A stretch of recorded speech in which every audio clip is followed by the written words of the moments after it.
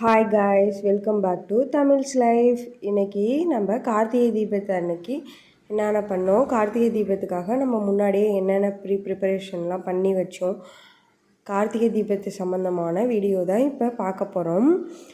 நம்ம கார்த்திகை தீபத்துக்காக இங்கே தெருவில் அகல் விளக்குலாம் கொண்டு வந்தாங்க. நம்ம வருஷம் வருஷம் புது விளக்கு தான் ஏற்றணும்னு சொல்லி அவங்கக்கிட்ட ஒரு 20 ரூபாய்க்கு 10 ரூபாய்க்கு 5 விளக்கு, 20 ரூபாய்க்கு ஒரு 10 விளக்கு மட்டும் வாங்கியிருந்தோம். வாங்கினதுக்கப்புறம் புது விளக்கெலாம் எடுத்து தண்ணியில் ஊற போட்டாச்சு. அப்போ தான் எண்ணெயெல்லாம் ஊற்றி வச்சா லீக் ஆகாமல் இருக்கும். அதுக்கப்புறம் பழைய அகல் விளக்கு, பித்தளை விளக்கு, குத்து விளக்கு இது மாதிரி உள்ளது எல்லாத்தையும் விளக்கியாச்சு. பரணி அன்னைக்கே பரணி தீபம் போடுவோம்ல, அன்னைக்கே மார்னிங்கே விளக்கி வச்சுட்டு அதுக்கு காயெல்லாம் வச்சு எடுத்து வச்சாச்சு. அப்புறம் ஈவினிங்காக பரணி தீபம் ஏற்றுறதுக்காக அந்த ஒரு 5 விளக்குக்கு மட்டும் பொட்டெல்லாம் வச்சுட்டு எண்ணெய் ஊற்றி திரி போட்டு ஏற்ற ஆரம்பித்தாச்சு. அன்றைக்கி 5 விளக்கு மட்டும்தான் ஏற்றணும். அப்போ 5 விளக்கு ஏற்றணுன்னா நம்ம செஞ்ச பாவம், நம்ம முன்னோர்கள் செஞ்ச பாவம் எல்லாம் தீந்துரும்னு சொல்லுவாங்க. 5 விளக்கு வாசலில் நான் 5 திசையும் பார்த்து 4 திசையும் பார்த்து வச்சுட்டு சென்டரில் ஒன்று வைக்கணுமா அது எனக்கு தெரியாது. நான் 5 திசையும் பார்த்து வச்சுட்டேன். அதுக்கப்புறம் இது கார்த்திகை தீபத்து அன்னைக்கு எடுத்த விலாகு.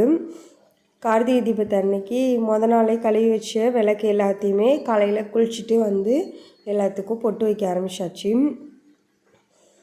அம்மா சைட் பை சைடாக சமையல்லாம் பண்ணிகிட்டு இருந்தாங்க. நான் அப்படியே எல்லா விளக்குக்கும் மஞ்சள் குங்குமம்லாம் வச்சு எடுத்து வச்சிட்டோம்.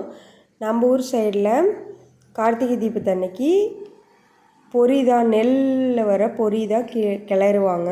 அதில் வெல்லம், எள், தேங்காய், பொட்டுக்கடலை, ஏலக்காய் எல்லாமே சேர்த்து பாகு காய்ச்சி வெல்லத்தை பொரி கிளறுவாங்க. அதுதான் நம்ம ஊர் சைடில் கார்த்திகை தீபத்து அன்னைக்கு ஸ்பெஷல். மதியமே சாப்பாடெலாம் சமைச்சிட்டு பொரியும் கிளறி வச்சு சாமி கும்பிட்டாச்சு. ஈவினிங் போல் விளக்கு மட்டும் ஏற்றிக்கலான்னு சொல்லிவிட்டு மதியமே சாம்பிராணி போட்டாச்சு. ஈவினிங்காக விளக்கு போடுறதுக்காக பொட்டு வச்சுருந்த விளக்கு எல்லாத்துக்கும் திரி கட் பண்ணி போட்டு எண்ணெய் ஊற்றி எல்லாம் ப்ரிப்பேர் பண்ணி வச்சிடலான்னு சொல்லி அம்மாவும் நானும் திரிலாம் ஃபஸ்ட்டு கட் பண்ணி வச்சுட்டு அகலில் எல்லாமே எண்ணெய் ஃபஸ்ட்டு ஊற்றிட்டு தான் திரி போடணும் அப்படி தான் சொல்லுவாங்க. அதனால் அது மாதிரி போட்டு வச்சுட்டு அதுக்கப்புறம் திருவண்ணாமலையில் தீபம் ஏற்றுனதுக்கப்புறம் தான் நம்ம வீட்டில் தீபம் ஏற்றணும். அதான் டிவியில் தீபம் ஏற்றுறாங்களா என்னன்னு சொல்லி பார்த்துட்ருந்தோம். திருவண்ணாமலையில் தீபம் ஏற்றுனதுக்கப்புறம் அம்மா நம்ம வீட்டில் உள்ள குத்து விளக்கெல்லாம் ஏற்ற ஆரம்பிச்சிட்டாங்க. குத்து விளக்கெல்லாம் ஏற்றி ஒன்று ஒன்றா வெளியில் எடுத்துகிட்டு வச்சுட்டு அதுக்கப்புறம் அகல் விளக்கு எல்லாமே ஏற்றி வீட்டு வாசலில், காம்பவுண்ட் மேலே, மாடி மேலே, வீட்டுக்குள்ளே, கிச்சனில் எங்கே பார்த்தாலும் விளக்கெல்லாம் வைக்க ஆரம்பித்தாச்சு. அன்றைக்கி அப்பா வீட்டில் இருந்ததுனால நானும் அம்மாவும் விளக்கு ஏற்றுறதுக்கு கொஞ்சம் ஈஸியாக இருந்துச்சு. இல்லைனா கடையும் பார்க்கணும், வீட்டில் விளக்கும் ஏற்றணும், இங்கேயும் அங்கேயும் போயிட்டுருக்கிற மாதிரி இருக்கும். அப்பா இருந்ததுனால கொஞ்சம் ஈஸியாக இருந்துச்சு.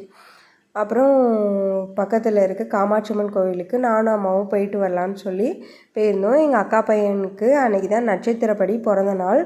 அதனால் 2 பேரும் கோவிலுக்கு போயிட்டு வந்தோம். கோவிலுக்கு போய் அர்ச்சனையெல்லாம் பண்ணிவிட்டு அப்புறம் விளக்கெல்லாம் போட்டுட்டு சாமி கும்பிட்டுட்டு வந்தோம்.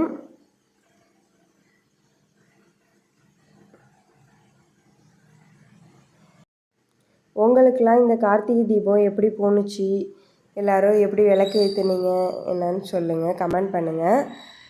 அதே போல் கார்த்திகை தீபம் அன்னைக்கு நம்ம வீட்டில் எப்பொழுதும் ஏற்றுற விளக்கை விட 27 விளக்குக்கு மேலே தான் ஏற்றணும் அப்படின்னு சொல்லுவாங்க. நீங்களாம் எவ்வளோ விளக்கு ஏற்றுனீங்க என்னன்னு சொல்லி கமெண்ட் பண்ணுங்கள். நம்ம வீடியோ பிடிச்சிருந்தா சப்ஸ்கிரைப் பண்ணிக்கோங்க.